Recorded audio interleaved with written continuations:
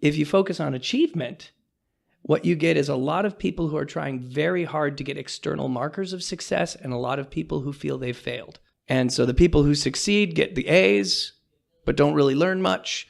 And the people who don't get the A's just feel like failures, like they're stupid.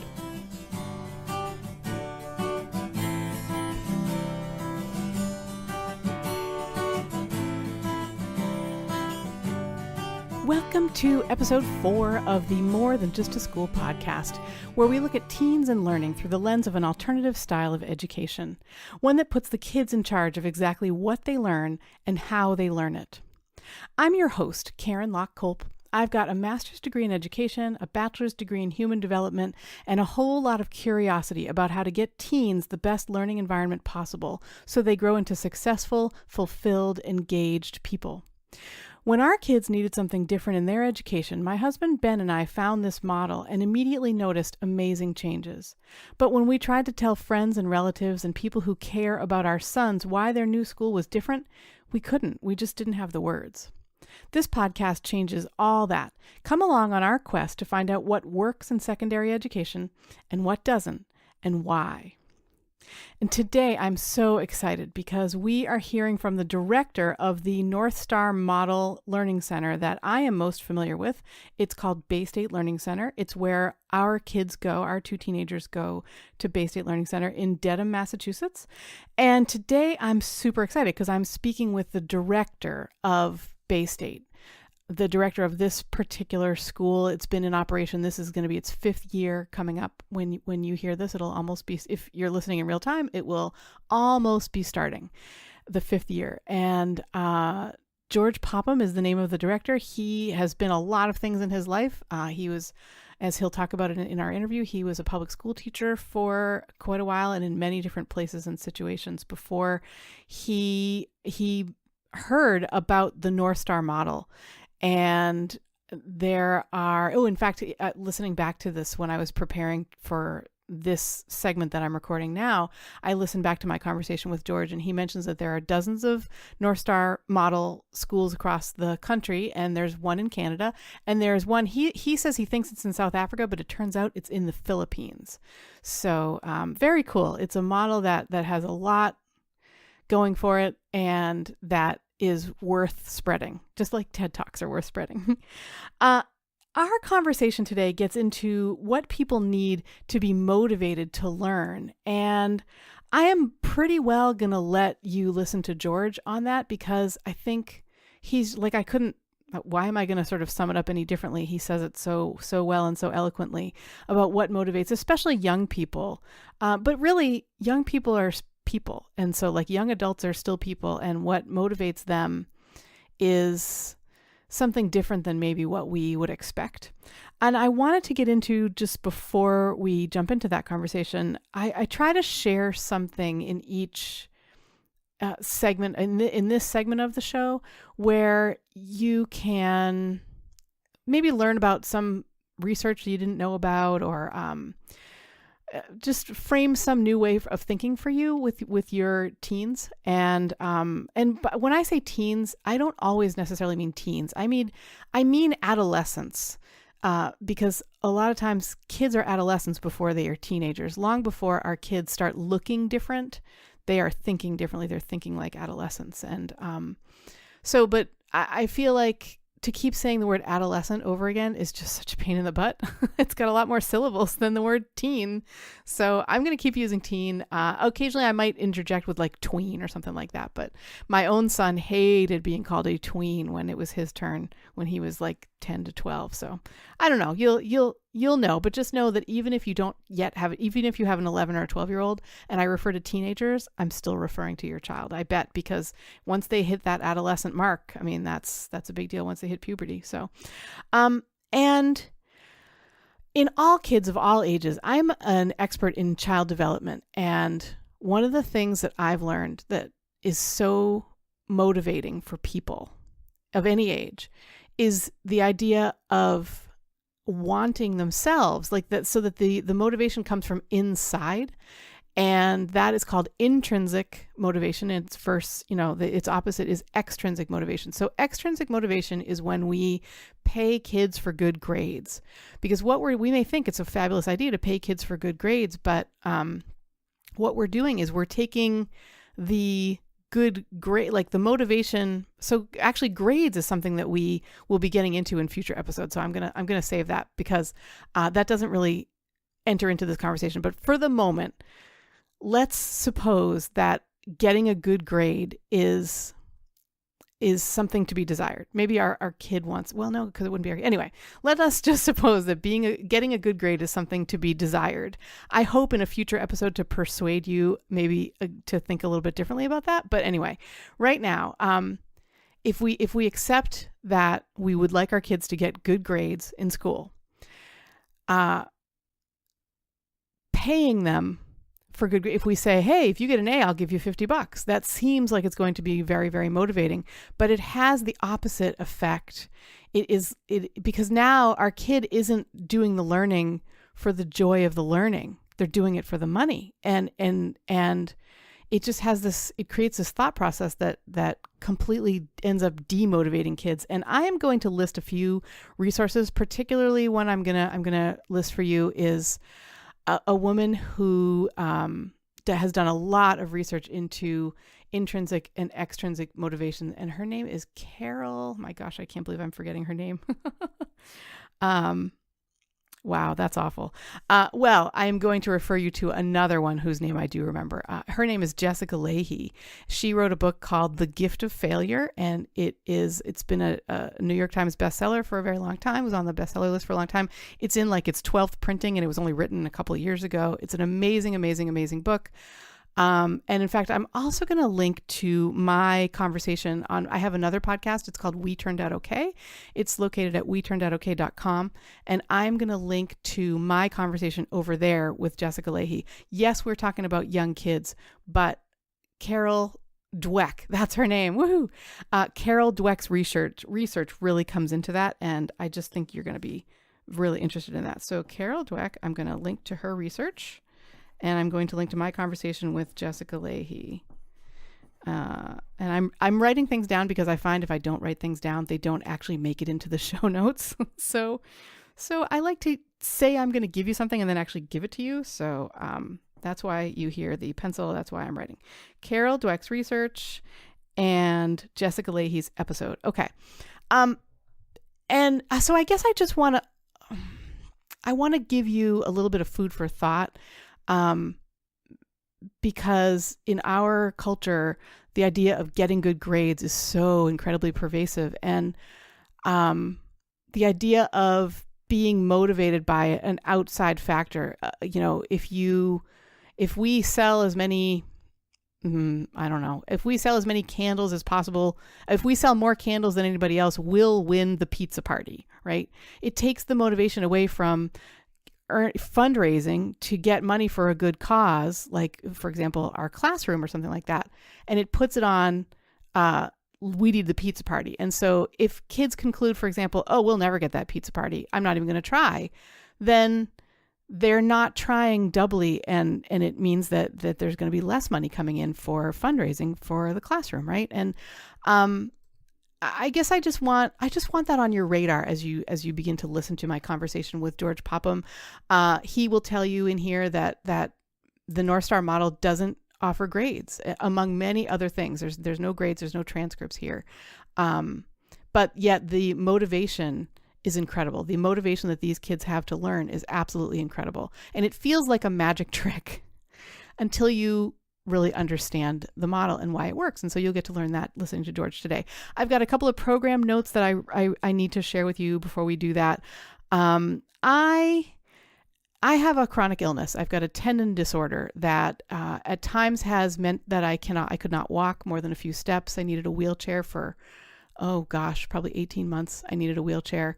I had lost the use of my hands because my thumb tendons blew out, and I didn't, like when you don't have thumb tendons, you don't have practical use of your hands. And it still flares up for me periodically. And the reason I'm sharing about that today is because it has flared up recently. Summertime is always hard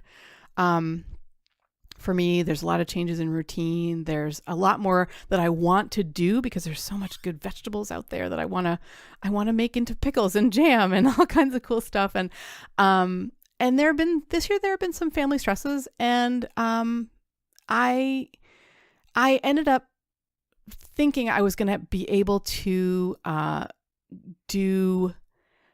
get this podcast out in Apple, in Google, which means it's all over Android, in Spotify. I mean, I am going to do all that stuff.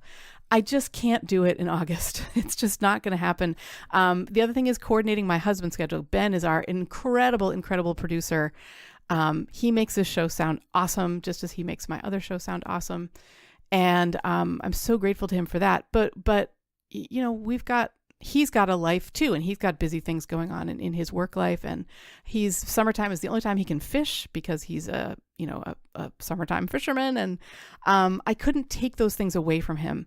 So we made the difficult decision to publish in YouTube at first, so that at least this information is out there in the world for you. And we will get it into Google and Spotify and Apple, but it won't be until late August, early September that we do that. So I'm so sorry it had to be that way. It's not what we wanted at all. But at least it's out in the world for you. At least you can find it. That felt more important than like killing ourselves. And it would flare up the chronic illness to do that for me. So I couldn't.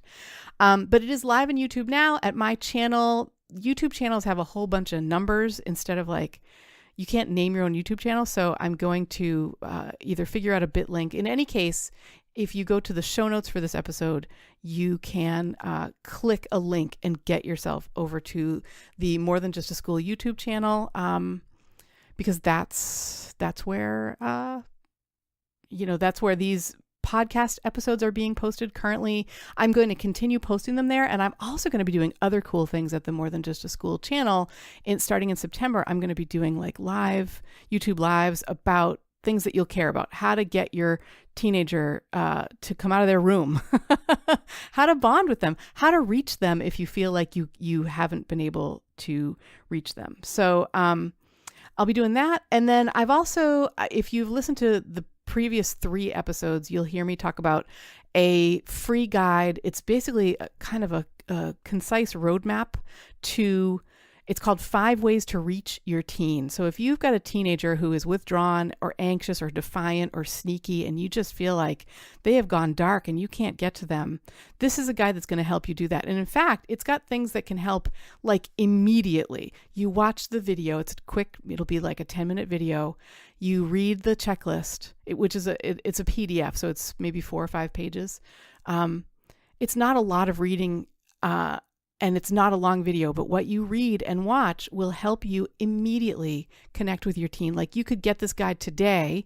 Well, you can get the guide the day it comes out, and be able to put it into practice like that afternoon, that evening. And it's meant to give you a really quick win. And it's coming. It's another one of those things that's under construction.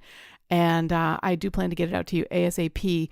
But if you hear the previous episodes, you won't hear me say that it's going to be coming soon. You'll hear me say it's out now, and it's not quite out yet, but it's getting there.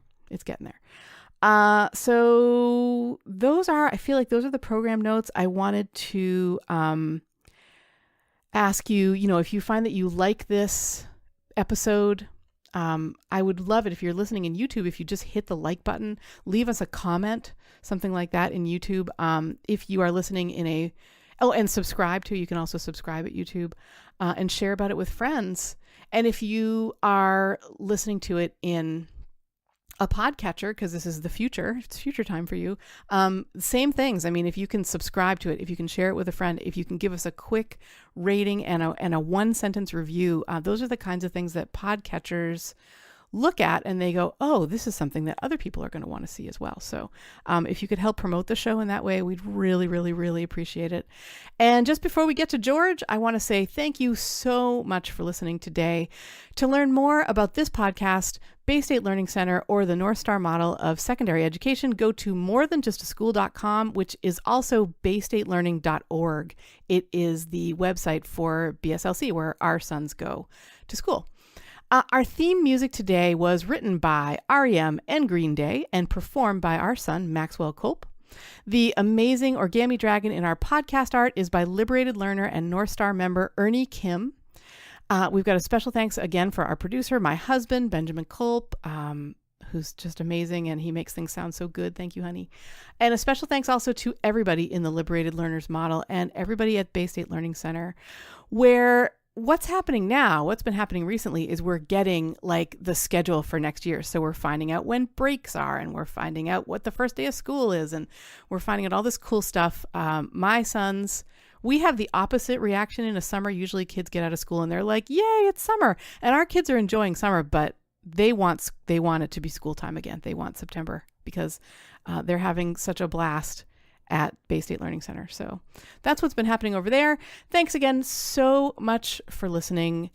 Next time, just a quick little thing here. We hear from 2 students at Baystate, one of whom shares about how the regular school that they used to attend, the emphasis at this regular school was on grades, it was on tests, and it took away their motivation to learn. And we will share this Baystate student will talk about how they got back on track, how they got that back. So I'll see you back here in late August and early September, late August or early September for that. Thank you so much for listening. And now here is George.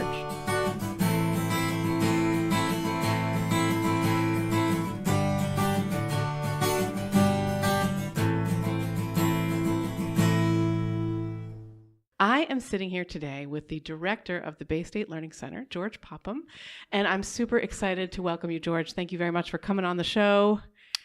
Happy to be on. It's such a so actually I should tell listeners too that as you're listening, you're going to hear noise from other classrooms. You're going to hear some voices or doors or whatever, because we are in a school, and like sometimes you get background noise in schools that you just can't help. So, c'est la vie. It's a high energy place. It is. It's a high energy place. We've kind of spent our few minutes preparing, just talking about that. Like there's a real vibe here that's just cool that you don't often see. You see like here, I feel like certainly with my own sons who both attend Baystate now, we see a lot more motivation than we did maybe before. Is that something that happens? Well, I mean, one of the core premises that, I built all of this on, or that really caught my attention when I recognized there was something wrong with the way things were being done and when I taught in public schools, was that intrinsic motivation is key. It's important. It's a psychological idea in the psychology of education. There are 2 researchers named Dacey and Ryan who've written several papers on it. It was popularized by a guy named Dan Pink with a really famous YouTube video, a TED Talk. Daniel Pink's Mystery of Motivation. And I think in Daniel Pink's TED Talk, you get the main story, right? Is that when people are doing something that they feel has meaning, that they feel they have mastery of, and that engages them, they tend to become very effective at what they do. They tend to become good critical thinkers. They tend to become good creative thinkers, because that kind of motivation is better than any kind of external reward. Like, it motivates people, research shows, better than money, better than grades, better than approval. Is when you're engaged in something you love. I mean, and this is an obvious and intuitive idea, I think, to most people. It seems like it should be, yes. It's nothing really mysterious, right? Yeah. It makes me think of my own children, but before I talk about them, I just want to say our mission here is not to bash other schools, right? Our mission is to say what you are seeing happening every day in the lives of the kids that you serve. I mean, right? Right. Yeah. I mean, and I think you have to be very careful about this, because a lot of people in alternative education are very negative about public schools or traditional schools. And here's what I can say on that, is that, first of all, you're talking about such a wide range of things. Yeah. When you talk about these schools, I've worked in at least 10 different public schools. And I saw some that were fantastic and some that were a complete disaster. So we're talking about a continuum. Yeah. But I would say even in the best of public schools, that is a particular structure and approach. a structure and approach that actually works for a surprisingly large number of kids. Somewhere, some large percentage of kids, 50, 60, in some cases 70% of kids at a public school are perfectly happy. Yes, they're fine. But what worried me was that, somewhere between 50 and 20% of kids who were otherwise healthy, happy, intelligent, creative, interesting people, but were not being engaged, were not fitting in with that structure, and for whom that structure was actively unhealthy. Yeah. Doesn't mean it's a bad structure, just means it doesn't work for some. Have you ever heard of the orchids and the dandelions? That reference, it's an analogy for children, for people. I haven't, but I can imagine how the metaphor works. Yeah. So dandelions, of course, grow anywhere, right? Mm-hmm. You put a seed in the ground, and if there's some nutrients and there's some sunlight, they're gonna grow. Whereas orchids take a very defined set of, they only thrive in certain conditions, and if you give them any other conditions, they do not thrive.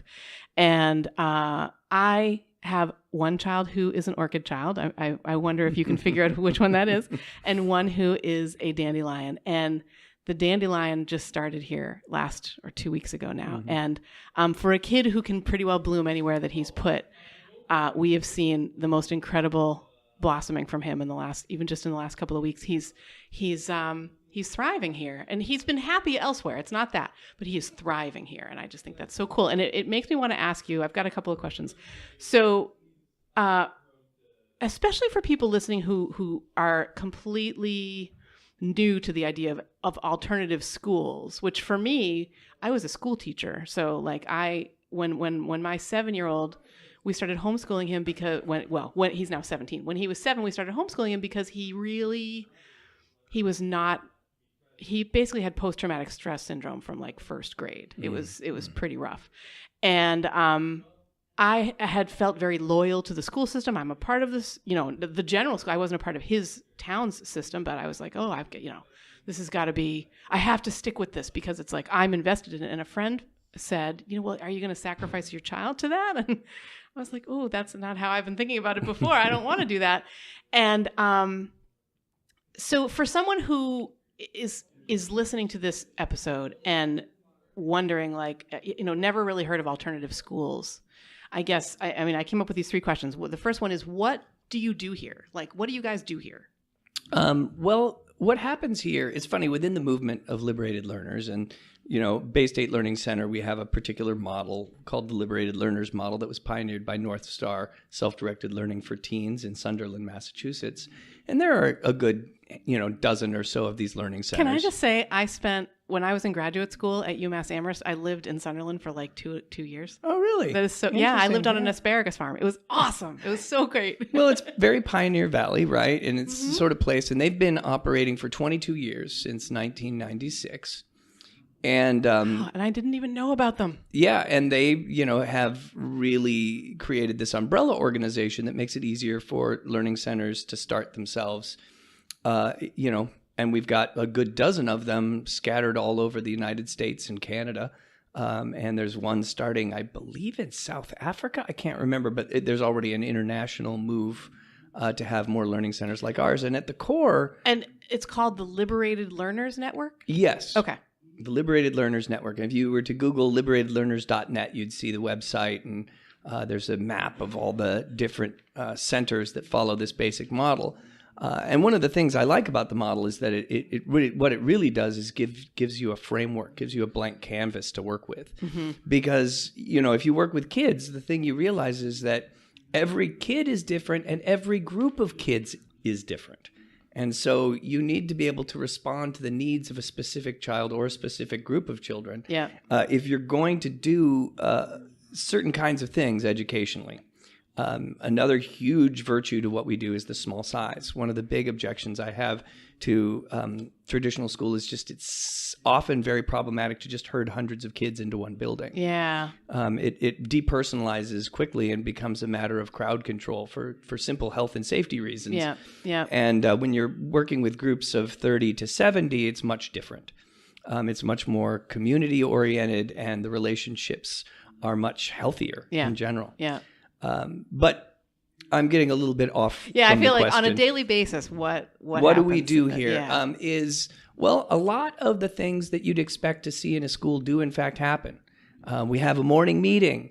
We talk about what activities and classes are going on this day. We talk about, the things that are of concern to us, like we're having a little trouble with cleanup, or we need to make sure we shut the door to the auditorium because it's cold upstairs. Just basic communication. And then we launch into our day, and there's a series of scheduled classes and activities. And you can choose to do those or not do those. Yes. And any given number of our kids has a meeting with their staff advisor where we might help them to evolve a individualized plan to reach their goals, whatever those goals might be. Sometimes it's academic, sometimes it's creative, sometimes it's just something they want to do that doesn't fit into either of those categories. But we work with them to put them to give them the resources they need and maybe any, scaffolding or assistance they need to accomplish what they want to. Yeah. Sometimes we just check in and find out how they're doing. Sometimes it's just chatting about how they feel and, what their emotional and psychological struggles are that week. Because every teen has them. Right. Right? I mean, not even just teens, but that's really who you're focusing on, right? And I would say the most important thing about what we do every day has to do with the kind of relationship we can form because of our model. Because we're non-coercive. That's the first thing. We don't make anybody do anything. Right? We're in a non-parental role, I always like to say. And parents are important, right? There are contexts for a child's life where there needs to be accountability, and there needs to be, real boundaries, and parents are boundary setters, and that's their job. But here we are non-parental adults. Yeah.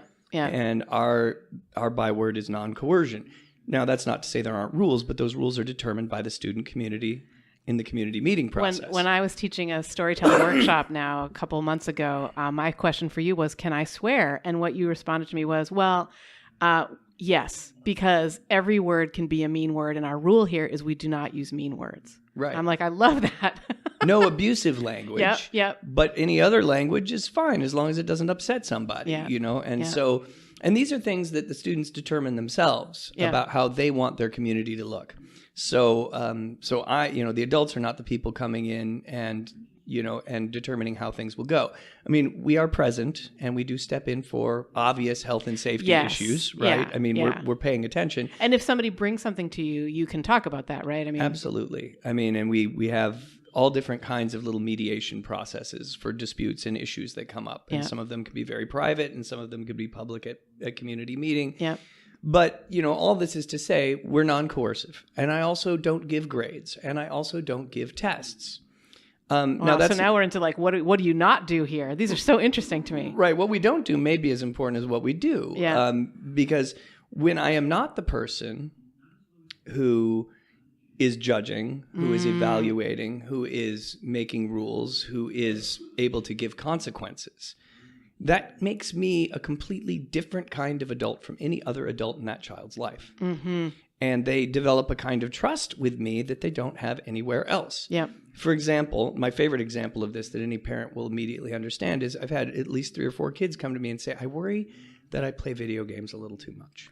Wow. No way you're saying that to mom. No, because then they might make you limit it, right? They might say, They can say it to me because I'm not going to impose anything on them. Yeah. But what we will do is we'll discuss options and strategies and we'll discuss the problem and we'll think about what kinds of things they're spending their time on and what value there is in the games they play and at what point that value is diminished by too much. Wow. And the way in which the playing of the games displaces other things they want to do. And we have a full global discussion of the problem, and that usually yields results pretty quickly. Wow.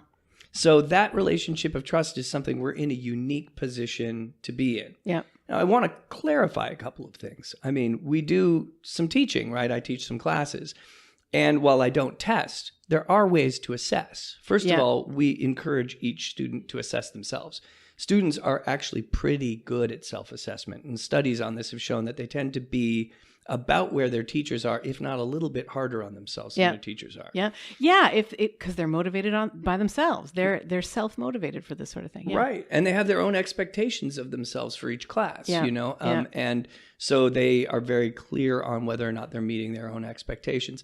Sometimes students do want some feedback or do want to test themselves. They want to go, do I know this? And so they'll want some sample problems from our math teacher, or they'll want a little quiz. And I had some students who wanted to take the national mythology exam. So we had a little class on how do you study for an exam. There's a national mythology exam? Oh, yeah, it's great. And you get gold medals and silver medals. And really what motivated them was medals. I mean, I know we talk about intrinsic motivation and everything, but they wanted medals.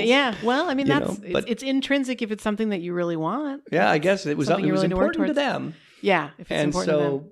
we took the national mythology exam and we got medals. And I think for a number of those kids who had been homeschooled or self-directed learners in that particular group, they kind of knew that other kids had to take tests. And I think they wanted to know a little bit about that experience. Yeah. And they did it and found it wasn't all that daunting and it was fun for them and they got medals and it was great. Yeah. And with my own son, I have seen this year, he's been trying for his driver's license, and the way that you study for a driver's license is that you first of all, you take a permit test, and then you take driver's education, which is legally, mandated in the state of Massachusetts. Mm-hmm. And with that comes a bunch of driving that you have to do, like actual practical driving. And still on the day of the exam, he was struggling with parallel parking. Mm-hmm. And he tried parallel parking, 20 times the morning. It's not something he had never done before, but the morning of the test, he's panicking about parallel parking. And we get to a point where I said, listen, you're either going to, you got choices here, right? You can either keep practicing or you can, and you can kind of try and settle down about it and realize that like, it's going to happen or it isn't. Like pretty much that's what you got.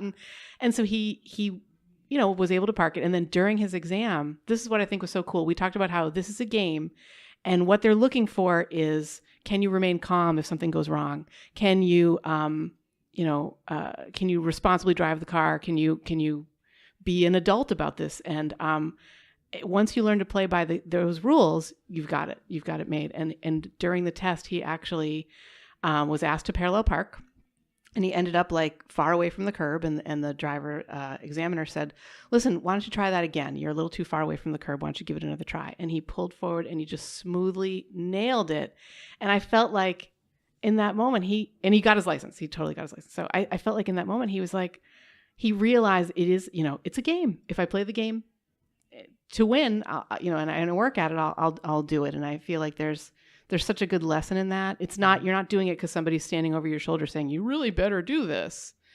Right. It's all a question of how these activities are framed. So on any given day at Baystate, you might see any number of very traditional education activities, but they're framed in a different way. Mm-hmm. We frame it, say, as a game or as something else, right? It's not a heavy, judgmental, we are testing you and we are determining your value as a human being. Yes. It's framed in a completely different way. It changes the nature of the relationships and makes things more fruitful. Can we just talk about Euclid for a minute? Euclidean Geometry, which is, so I've got two boys who math has never been their strong suit. They're nervous about it, kind of always have been. And both of them are like obsessed with Euclid. Can you tell me why? Well, Euclid is an obsession of mine because I'm an alumni of St. John's College, and wait, I'm not supposed to say alumni. I think it's alumni.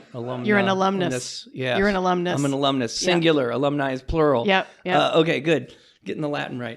Because I did go to St. John's and we did learn ancient Greek, so I'm supposed to do that stuff right. Yeah. But anyway, at St. John's, everybody who attends St. John's does Euclid for their first semester of math. Euclid is a geometer from, I believe, 3rd century BC Alexandria. And for the better part of the last 2,300 years, Euclid has been the primary math textbook for most Western European countries. Yeah.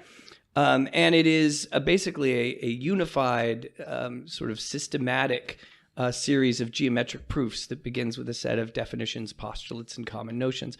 Sounds skull-crackingly dull to the average person, right? It is. In fact, though, on the list of books that are influential in Western culture, it is the it is the unsung hero. They say that the Bible, Homer, and Euclid are the three most influential books. Everyone's heard of the Bible and Homer. No one's heard of Euclid. Yeah, and so, I thought I would just float it the first year we were open at Baystate, because I thought this is self-directed learning for them and for me, and I want to do Euclid again, and I like it, and I think modeling my own passion and interest in something is probably as productive as anything else as a teaching method. And I managed to get 5 or 6 kids who wanted to come and try this weird sort of geometry, right? And it's not, what you expect. Euclid doesn't use any numbers. You don't think in terms of degrees. It's all points on a line or a circle. It's all, mathematical reasoning. And the propositions are laid out verbally in text, and there are specific parts to each demonstration. So, as we were getting into it and going through the definitions, the first definition is my favorite. It's one of my favorite lines in all of Western literature. And the first definition is, a point is that which has no part. And that's sort of mystical and aphoristic, right? It's like what some Tibetan guy on a mountaintop tells you when you climb up, right? It's pretty deep. And so we spend a good 15 minutes just discussing what that could possibly mean. And I use this as a jumping off point for explaining that to these geometers, these kinds of abstract realities and truths struck them as somewhat mystical, as something that was transcendent and beyond normal manifested reality. And this led someone to observe, and I observed, I said, when we read these, we should chant them like Gregorian monks. We shouldn't think like mathematicians. We should think like geometry monks. And they loved this idea. So we started chanting the enunciations to each proposition, and we started chanting, so we decided to chant the first definition. A point is that which has no part. And then one student decided we had to have a gong. And so she took up a collection, and I think they spent $60. I went out on Amazon, got a gong. And so now we chant the enunciations, we hit the gong, and then bongos got involved. And then we had stickers for different, particularly difficult proofs. If you made it to that level and you got through the proof successfully, you got a sticker. And they're each like an elevation of a type of rank, like Adeptus Minor, Adeptus Major, and Adeptus, and you get to take on a secret Euclid name if you get past Proposition 16. And 16, that's right. So this whole kind of pseudo ritual practice, sort of cultish sort of thing sprung up around Euclid, which is a whole lot of fun. But none of that would matter much if it weren't for that the experience of doing these proofs is actually quite astonishing. I mean, if you read a Euclid proof, if I were to read it aloud, it would just sound awful. Yeah. But if you get through it and you have that moment of insight in the second, third, fourth, fifth proof, right, where you start to see how this all fits together and builds on each other, you can see them get excited. You can see them go, oh! Yeah. In fact, we had to have this. We had to have that for that moment of insight. When you're at the board and you can't figure it out, you're trying to demonstrate the proof for the class, and you suddenly go, oh! And that experience is very satisfying. It gives the student a sense of mastery, a sense of having accomplished something. And so the intrinsic motivation just takes off from this class. And I should point out, too, that that's the way the class runs. I teach very little. I show them how you do a demonstration, and then I have them form study groups and say, prepare the next 3 proofs for demonstration. Yep. Be ready to go to the board and present them. So many things come to mind for me. So first of all, long about mid-September, my oldest started coming home wild-eyed with excitement about Euclidean geometry. And he was saying, this is a way to describe the universe. This is how we can describe the universe. And for somebody, especially who's always had a little bit of a fear of numbers, this was revelatory for him that like you could see it all so clearly with something like this. So that was pretty neat. But then the other thing that I'm kind of wondering about is are these kids geniuses? Are they gifted? Are they troubled? Like, who are the kids who are here? How do they? It's all across the spectrum, and I try not to think about it, because one thing that I think traditional educational systems are concerned with, and I get why, right? If you're a teacher and you have several students that score well on tests, it's professionally advantageous for you, right? And this is true for schools, right? If schools have a lot of kids that go to Ivy League colleges and score very high on standardized tests, that school is considered a good school, and if it's a private school, it will be able to charge more for its services, right? So thinking in terms of how intelligent or how advanced a kid is and ranking them on a curve is clearly something that's just a natural artifact of economics. But it is something we must fight against at all costs, because what this does is it imposes the tyranny of the average. If you have a standard and you measure any group against it, the majority of people in that group will be average. And the majority of people who go through a traditional school experience are learning that lesson. Mm-hmm. I'm average. Yeah. When in point of fact, they're all very different. Like nothing special about me. Some of them are off the charts, good at one or two things and really terrible at one or two things, like most humans. Yes, exactly. Right? And so if you want to maximize a human resource and you want to find all the talent, skills, and abilities in that group, you don't want the majority of them to think they're average. You want the majority of them to find the things they're really good at. Yes. Yeah. And that is not going to happen if you rank them against a standard, even if it's a good standard. And to be honest, the standards they're being ranked against now feel kind of arbitrary in many places, but even if it was a good standard, it would not be comprehensive enough to maximize that human resource. Because people are good at all different things and enthusiastic, right, about all different things. All different things. And, and increasingly, a lot of things that we used to highly prize, clerical skill, like that was what the education system in England in the 1800s was designed to do, was to get people who would be very precise, who would make precise entries in ledgers, because that's what was needed. Mm-hmm. But most of those kinds of jobs are all going to be done by machines. And the thing machines can't do is be creative. Yep. So how do you, if you tell a bunch of people they're average, you're not going to maximize the creativity in that group. And so, that to me is what's most important. So that's what so I try not to think about who's intelligent. They're each individuals. Yeah, they're exactly. each good at some things and bad at others. And some of them need to work on the things they're not strong on, because they'll need it for some reason. Some of them need to just emphasize working on that thing they're good at. Yep. They're all different, and they're all going to manifest their abilities and skills differently. Yeah. I mean, we're short on time at the moment, but I feel like this would be a great jumping off point into a kind of a part 2 if you're up for it. Because good, because we've talked before about how sometimes the kids who come here because they feel like outsiders, mm-hmm.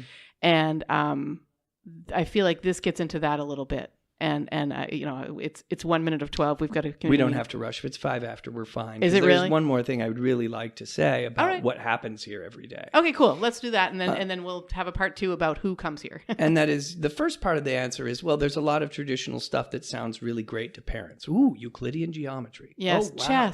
Chess, right? All that stuff sounds great. That's really, parents' eyes light up. 3D printers, the makerspace. Yes. Woo, yeah, good. But there's also a lot of hanging out. Yeah. There's also a lot of stuff that doesn't look like education at all. These kids are at liberty to go where they want, do what they want, leave the building when they want, go get pizza when they feel like it. Yep. And it changes things. And that, to me, is some of the biggest value in the program. Because if you're going to get intrinsic motivation, you have to have autonomy first. And autonomy means trusting the kids and giving them their freedom. And sometimes kids will spend months at a time doing things that the adults wish they would not, right? Hanging out, being on their phones, playing video games. I mean, it's not the most common thing that happens here, but the freedom to do those things is the real mainspring of the educational value of this model. Yeah. That you're giving them autonomy, because that autonomy eventually results in intrinsic motivation, and that intrinsic motivation eventually results in achievement. So I always like to say, we don't have an achievement model. We have an engagement model. Engagement first, and if you get engagement with intrinsic motivation, achievement will follow. Oh, wow. Can you just repeat that for me? Engagement comes first. Yeah. If you get engagement with intrinsic motivation, achievement will follow. I love it. If you focus on achievement, what you get is a lot of people who are trying very hard to get external markers of success, and a lot of people who feel they've failed. And so the people who succeed get the A's, but don't really learn much. Yep. And the people who don't get the A's just feel like failures, like they're stupid.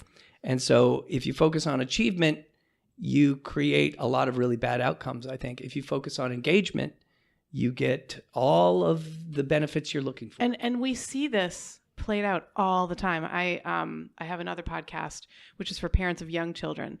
And in that capacity, I've interviewed people like the president of the American Academy of Pediatrics. I've interviewed college professors in early childhood education, and it's them who I'm thinking about. Although the American Academy of Pediatrics president, his name's Dr. Benard Dreyer. I think he is now like he's spending his year as the sort of past president, but the year that I interviewed him, he was the president. And he said, kids don't need a lot of homework. They don't need worksheets. They don't need busy work. Little kids need time with you, time with family, time in the world. They need to read books. They need to be able to ask questions and have people answer them. They need good sleep. They need good nutrition. I mean, those are the kinds of things that they need time to play. They need, basically they need engagement, right? They need time to play. They need engagement. And then I'm thinking about the college professors. Their names are Lisa Daly and Miriam Belaglowski, and they are spearheading a movement for something called loose parts, which you may have heard of. I don't know, but it's revolutionary to me. It's you bring a bunch of stuff into a classroom or onto a playground, and you see what the kids do with it, and what they do is so interesting and cooperative and cool. Anyway, they share stories about students of theirs, now college-age students, who are coming to college, having been in an achievement, say, model of education for all of their lives, and they sit and they don't ever ask questions. They don't. One of them actually said, "I don't know how to play." One of their students said that. I mean, this is a 18, 19, 20-year-old student who said, "I don't know how to play." They have people in their classes who have never used a screwdriver and thus do not know how a screwdriver works. I mean, like, really frightening that you would have so little practical knowledge of the world because you've spent your time not engaging with the world, but learning about, theories and achievement, the kind of what we think of as achievement. I'm so fascinated with this. So. Oh, it's very interesting. Yeah. Well, I should definitely get rolling now. Okay. But this has opened up a number of things that I would love to talk about more. Cool. All right. Well, we definitely will. Thank you so much, George Popham, for being here, and we will talk to you again soon. Sure. Thank you, Karen. Yeah.